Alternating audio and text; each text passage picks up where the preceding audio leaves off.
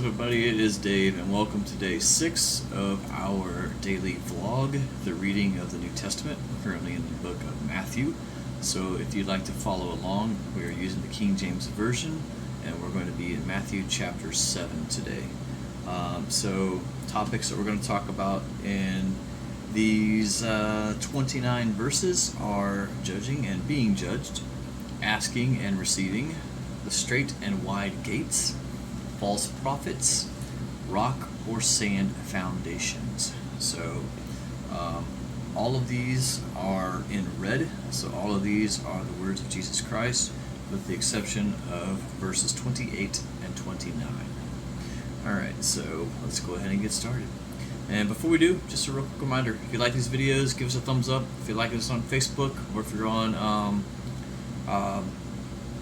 YouTube, hey, hit the little thumbs up button as well, and then subscribe. So we're going to do one of these a day until we get through the New Testament.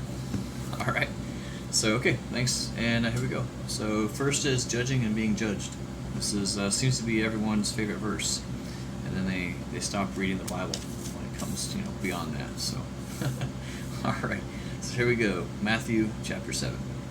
Judge not, that ye be not judged. For with what judgment ye judge, ye shall be judged. And with what measure ye met, it shall be measured to you again. And why beholdest thou the mote that is in thy brother's eye, but considerest not the beam that is in thine own eye? Or how wilt thou say to thy brother, Let me pull out the mote in thine eye, and behold, a beam is in thine own eye? Thou hypocrite, first cast out the beam out of thine own eye, and then shalt thou see clearly to cast out the mote of thy brother's eye. Give not that which is holy unto the dogs, neither cast ye your pearls before swine, lest they trample them under their feet, and turn again and rend you. So just a quick note on that, it doesn't tell you not to judge, it cautions you about judging, and then talks about, in verse 5, making sure that you have whatever stuff that's in your life taken care of, so that you can properly help other people and help them see what they're doing wrong. So a little bit of my interpretation there. So all right, next goes into asking and receiving, verses 7 through 12. Ask, and it shall be given to you. Seek, and ye shall find. Knock, and it shall be opened unto you. For every one that asketh receiveth, and he that seeketh findeth, and to him that knocketh it shall be opened. Or what man is there of you, whom if his son ask bread, will he give him a stone? Or if he ask a fish, will give him a serpent? If ye then, being evil, know how to give good gifts unto your children, how much more shall your Father, which is in heaven, give good things to them that ask him? Therefore all things whatsoever ye would that men should do to you, do ye even so to them, for this is the law and the prophets. 2 verses 13 and 14 talking about the straight and wide gates. Enter ye at the strait gate, for wide is the gate and broad is the way that leadeth to destruction, and many there be which go in thereat.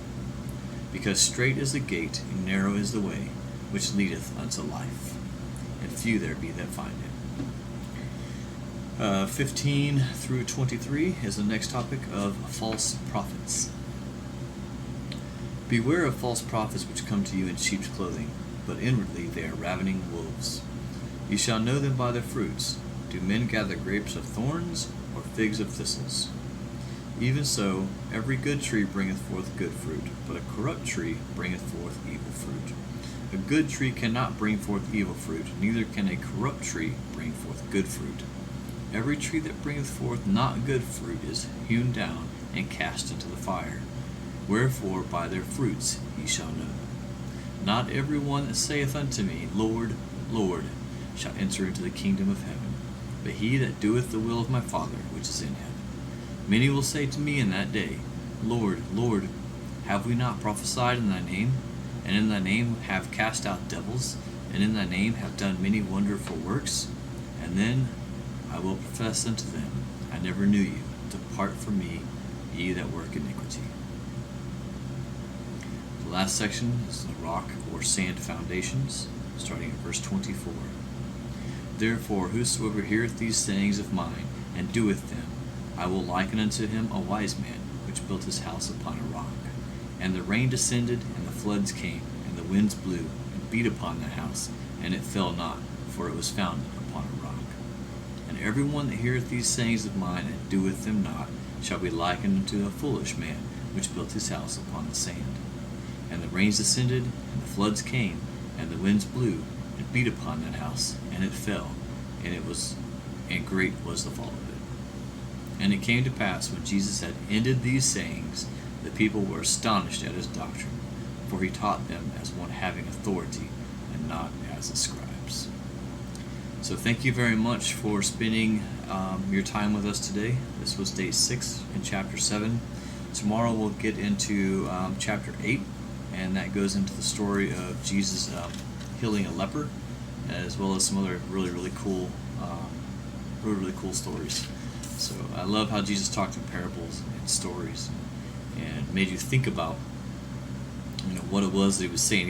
He never just came out and flat out said, hey, this, but he would use it in a story mode. That way it could be understandable to a lot of people, and I like reading it that way. So cool. Well, thanks a lot. Appreciate you guys watching. Today's video a little bit shorter than normal, but we got through the chapter 7 with some pretty cool stories about asking and receiving, and making sure that you're building your foundation on rock and not sand. So thanks a lot for watching. If you all have an opportunity, check out our website, www.everdave.com, and then if you have any questions, be sure to hit us up down in the question section, and we'll be happy to answer them. All right, thanks.